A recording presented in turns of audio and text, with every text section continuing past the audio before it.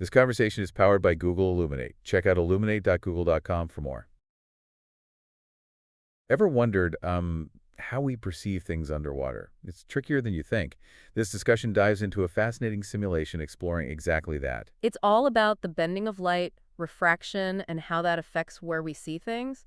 It's surprisingly counterintuitive, yeah. So, like, if you're looking at a fish, it's not actually where you think it is? Precisely.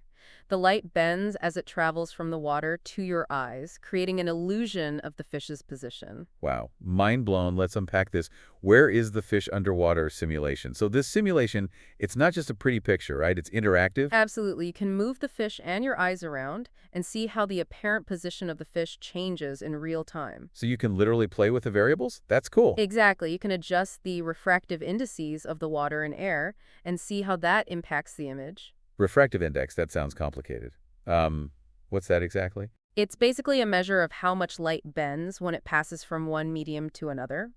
Water has a higher refractive index than air, so light bends more when it goes from water to air. So the bigger the difference, the more the bending? I see. Exactly. That's why things underwater appear closer to the surface than they actually are. What other cool features does this simulation have? Well, you can adjust the intensity of light and even toggle full screen mode for a more immersive experience. There are play/pause, step, and reset buttons for controlling the simulation. Sounds like a great tool for learning about optics.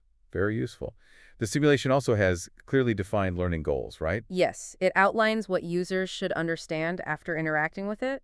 There are also clear instructions on how to use the different interactive elements. It's pretty straightforward. And it's not just the simulation itself. There are other resources linked too? Yes, there are links to videos and other relevant materials to further enhance understanding.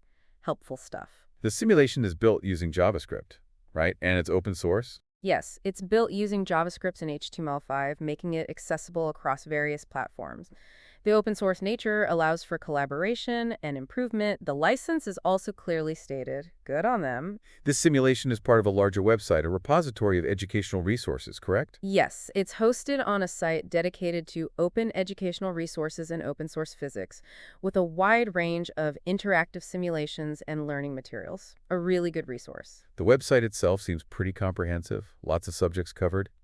Impressive. It's a vast resource covering physics, chemistry, biology, mathematics, and more, catering to various educational levels. And it seems pretty popular, judging by the website statistics? Yes, the website boasts impressive numbers of articles and views, indicating its widespread use and popularity. It's clearly well used. The website also uses tags to categorize content, making it easy to find specific resources. Exactly, and the licensing information is clearly stated, promoting open access and reuse. Very important. We know the authors of the simulation, right?